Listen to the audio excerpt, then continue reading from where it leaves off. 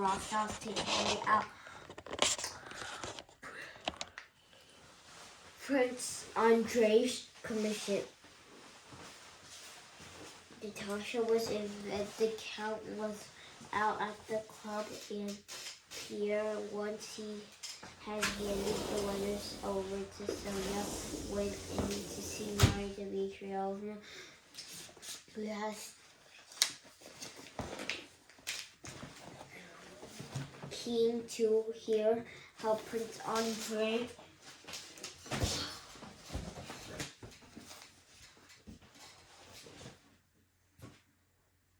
had taken the news. 10 minutes later, Sonia came in to speak to Maria Dmitrievna. Natasha was insistent on seeing Count Letukov.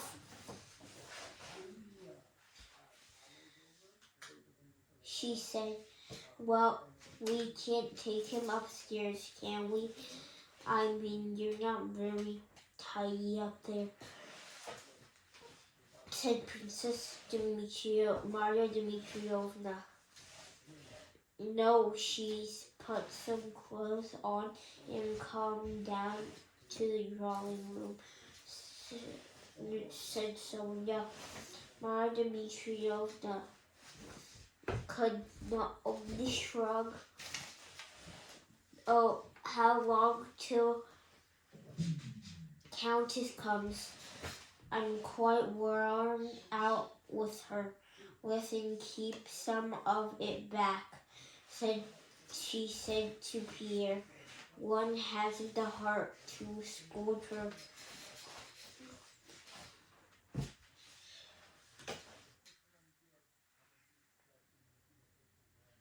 Natasha was standing in the middle of the drawing room, looking pale, composed, much thinner, hardly the picture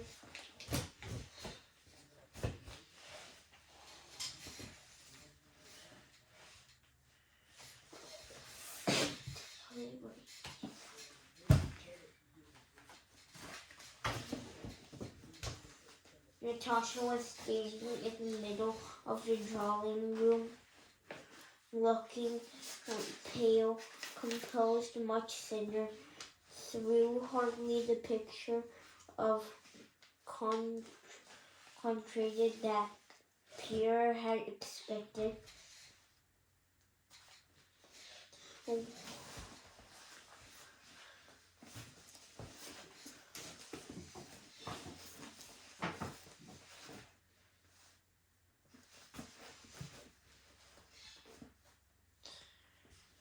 Natasha was standing in the middle of the drawing room, looking pale, composed, much thinner, through hardly the picture of contrition that Pierre had expected. When Pierre had appeared in the doorway, she lurched forward a little.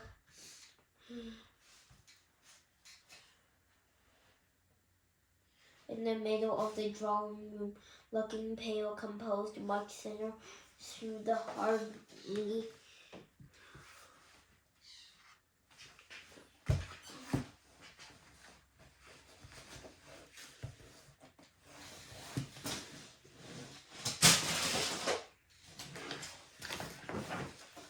Pierre looked at her, speechless and choking, until then had reproached her and made every effort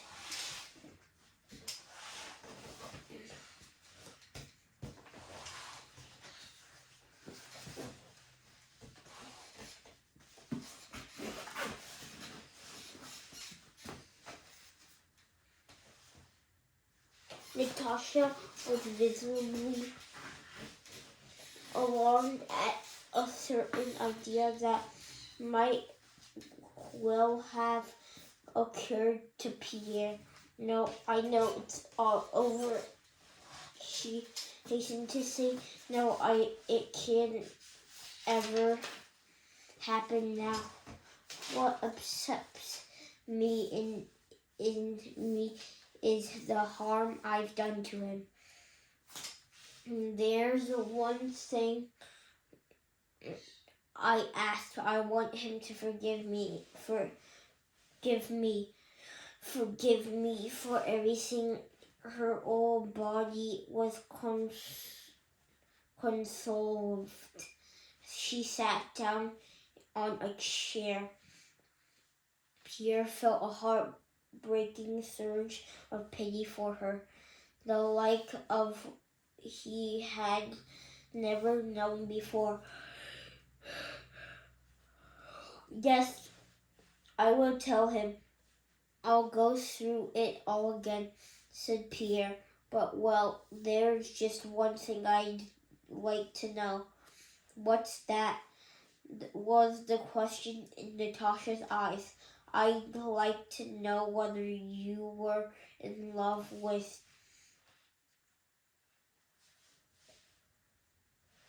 Pierre didn't know what Anatole, and he colored up at every thought of him with the vital man. Please don't call him Vile, said Natasha. I know whether you're welcome with an even stronger sensation of pity, tenderness, and love. He could feel tears trickling down his spectacles, and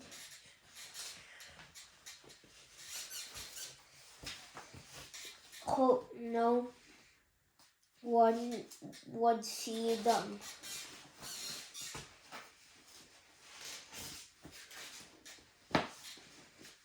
We won't say another word about it, he said.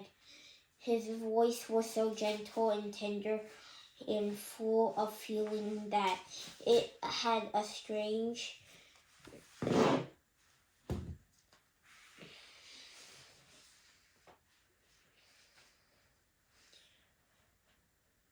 effect on Natasha.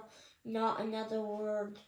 I'll tell him everything. I'll just ask you one thing. Please look on me as a friend. And if you ever needed any help or advice, or if you just wanted to pour out your soul to somebody not know, but when you've had a chance to get things clear, please think of me. He took her hand. I'll be only too happy to. Pierre was suddenly embarrassed. Don't talk to me like that. I'm not worth it, cried Natasha, and she made as if to leave, but Pierre held her back by the arm.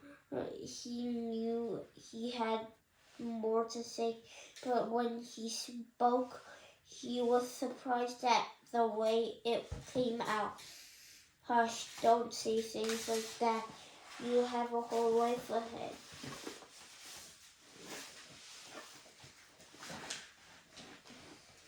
Of you, he told her. No, I don't. It's all gone wrong for me, she said, full shame and humiliation.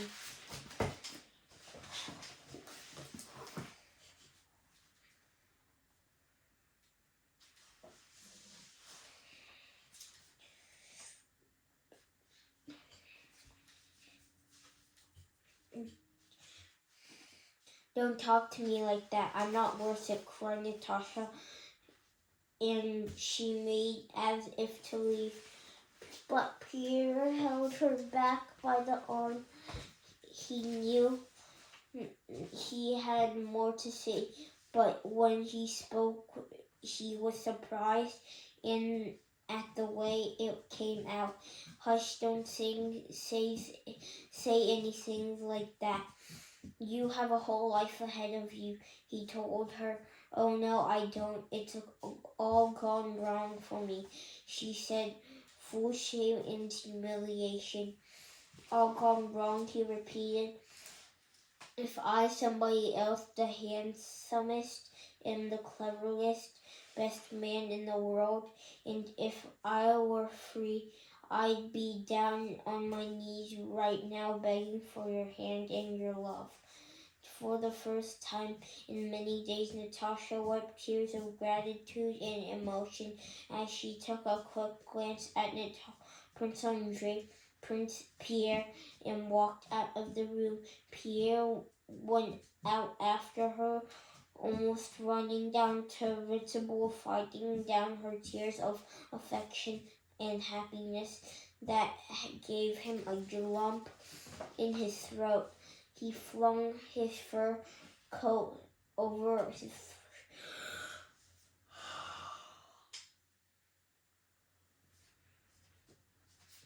unable to find his way into the sleeves, and got into his sled. Where to you now, your excellencies? Asked the coachman. Where to? Pierre asked himself. Where can I go? I can't face the club or visiting people. All of humility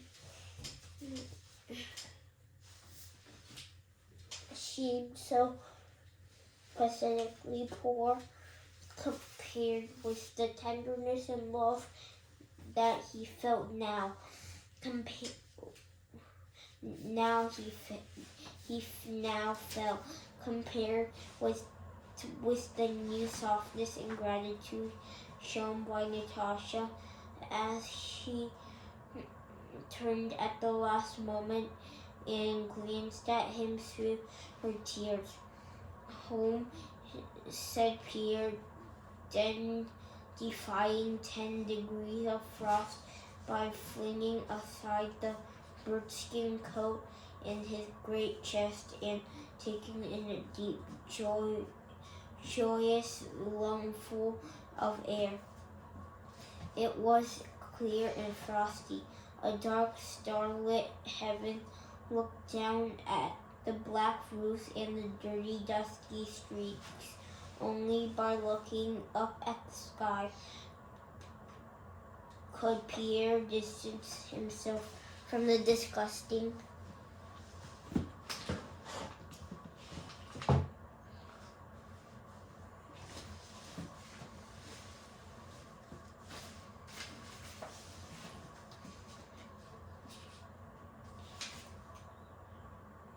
Only by looking up at the sky could Pierre distance himself from the disgusting squalor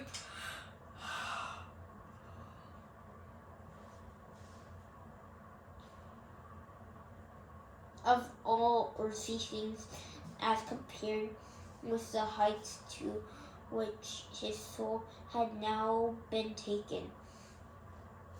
As he drove into the air, Brad at a vast firmament of darkness and stars opened out before Pierre's eyes, and there in the middle, high above Kerensky Boulevard, amidst a scattering of stars on every side, but catching the eye through its closeness to the earth.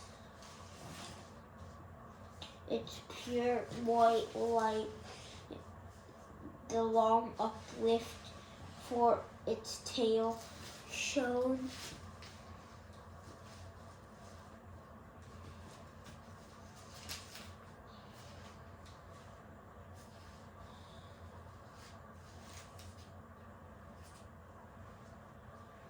darkness and stars above out before Pierre's eyes, and there in the middle, high above Kerensky Boulevard, and mist at a scattering of stars on every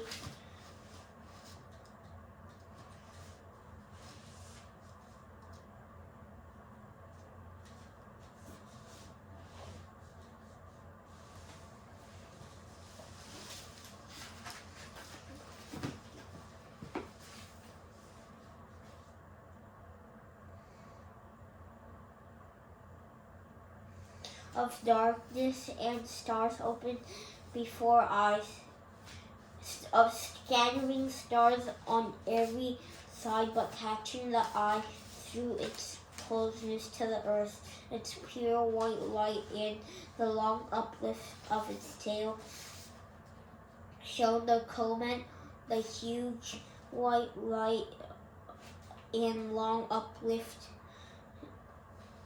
was the height to which his soul had now been taken. As he drove into the air breath of a vice firmament of darkness, and stars opened out before Pierre's eyes. I need to go pee.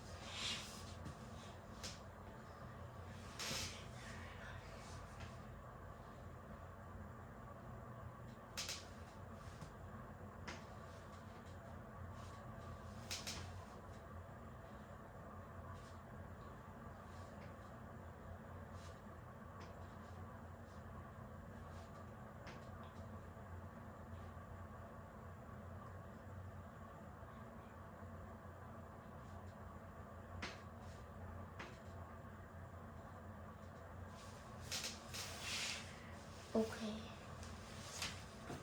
let's get in. Okay,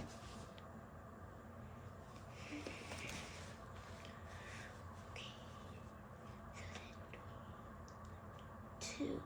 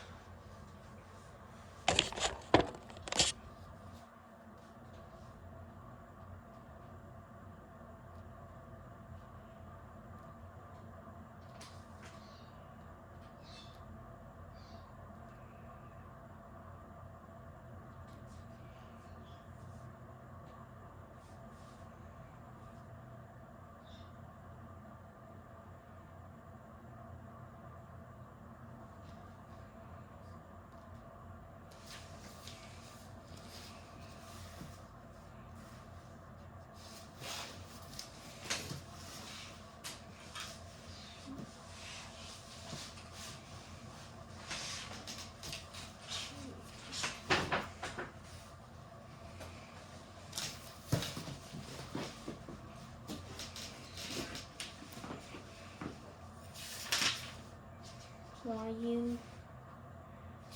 Whoa.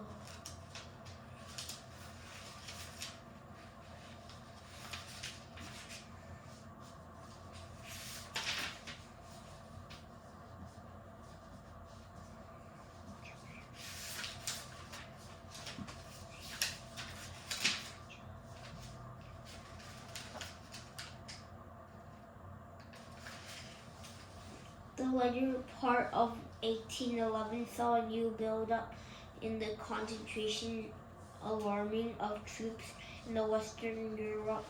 And in 1812, these forces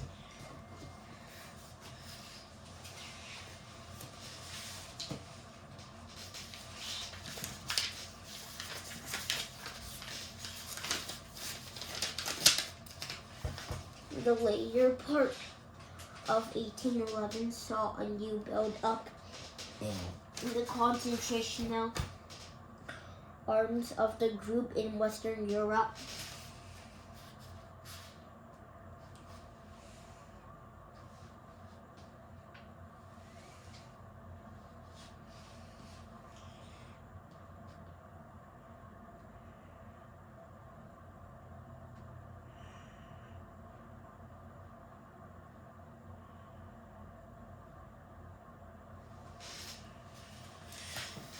So, the later part of 1811 saw a new buildup in the concentration and arming of groups in Western Europe in 1812.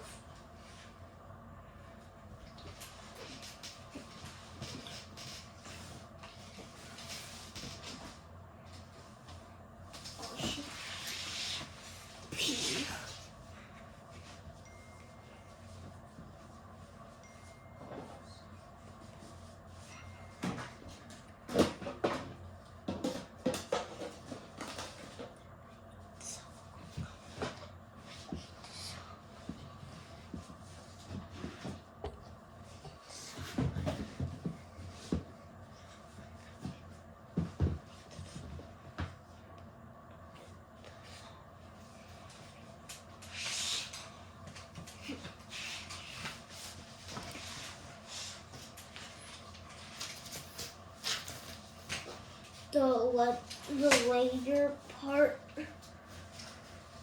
saw a new build-up in the concentration and arming of troops in Western Europe. In 1812, these forces arming millions of troops in Western Europe.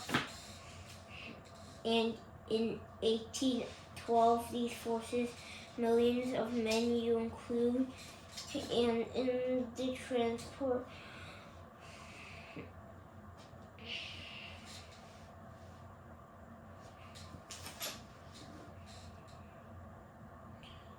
forces millions of men if you include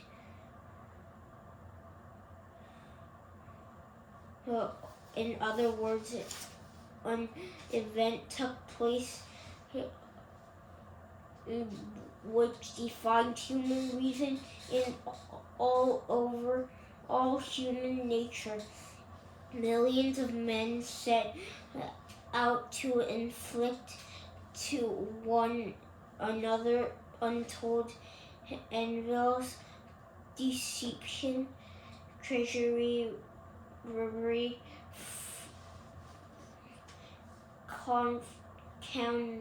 counterfeiting, theft, and murder on a scale unheard of. The animals of law courts down the centuries and all over the world through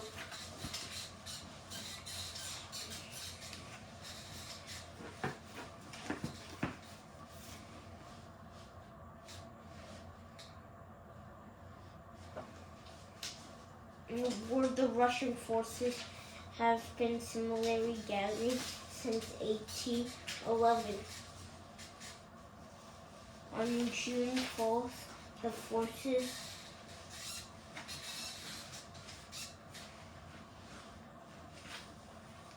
saw a new buildup in the concentrate and alarming of troops in Western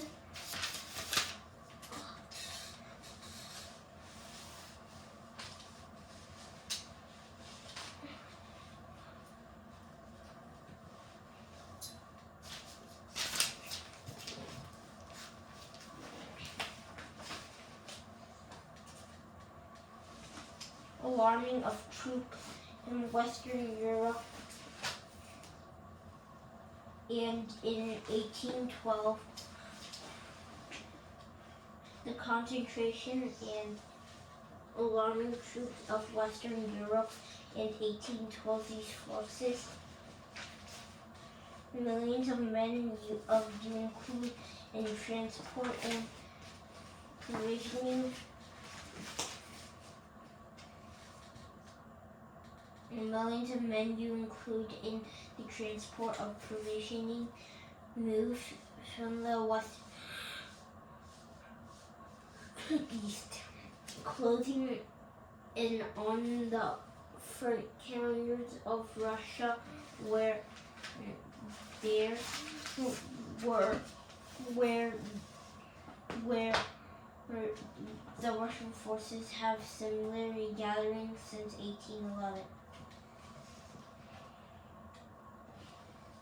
On the 12th of June,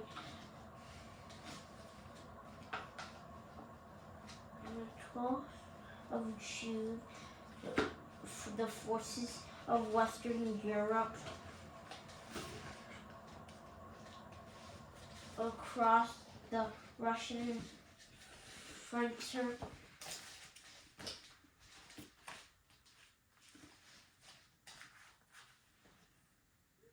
what led to extraordinary occurrence, what lay behind it historically,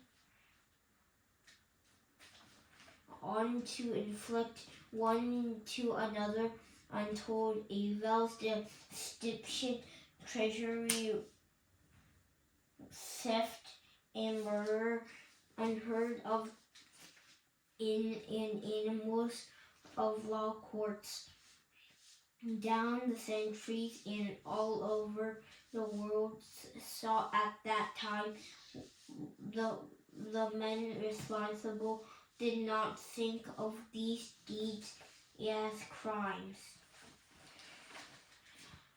What led to this extraordinary occurrence? What caused lay its historians in their simple-minded to tell us the causes?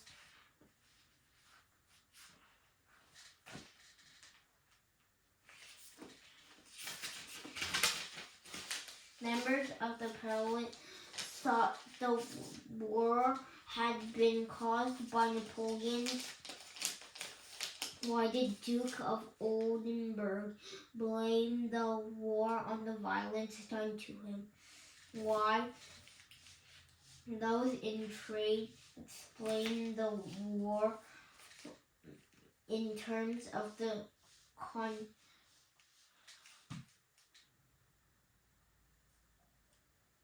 continental system when was bringing Europe to its knees. Why veterans of the old world general blamed it on all their being called up for service again. Why legitimists of the period would insist on the necessity of getting back to basics. Diplomats of the day put it down to 1809 alliance between Russia and Austria, not of memorandum no 178.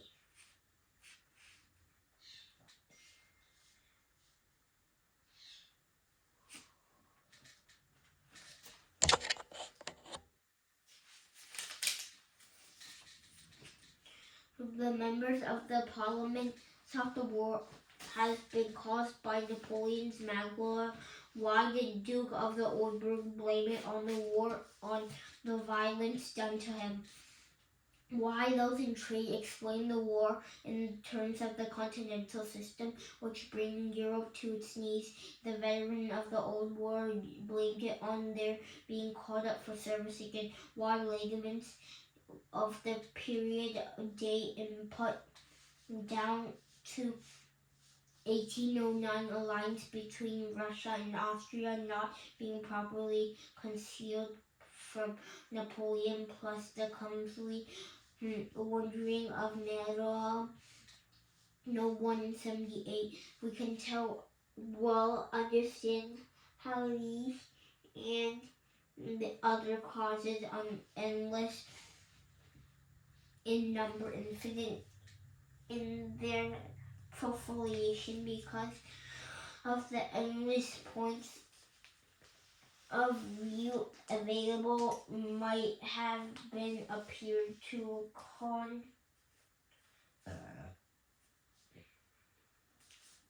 contemporaries, but for us, the density of these people, as we contemplate his vast accomplishment in all its enormity and seek to penetrate its dreadful sympathy. These exclamations seem to evacuate. It is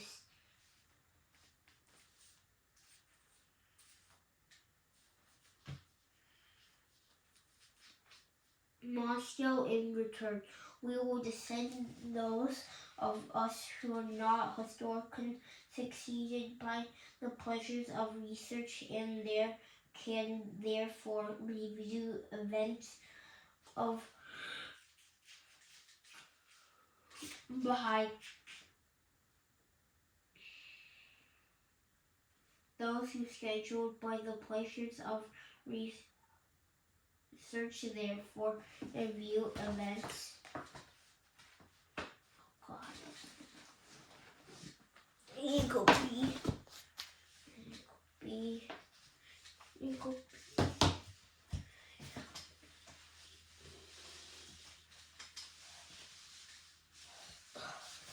Eagle P.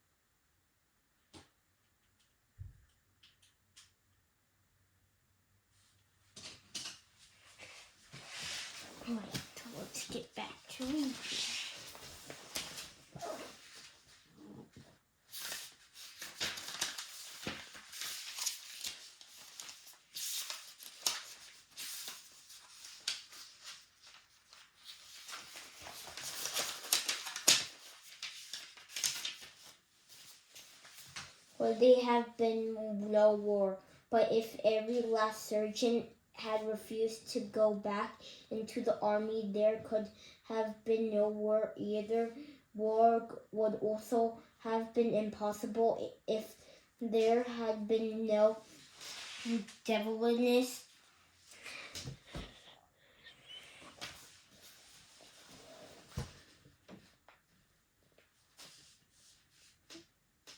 From England, or no Duke Oldenburg, no offense taken by Alexander, no autocracy in Russia, no French Revolution with its consequent French Revolution, and so on. In the fourth, if any one of these causes had been missing, nothing could have happened.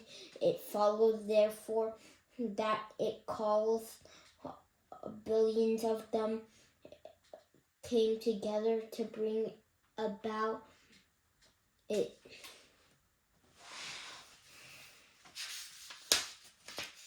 Chapter 2.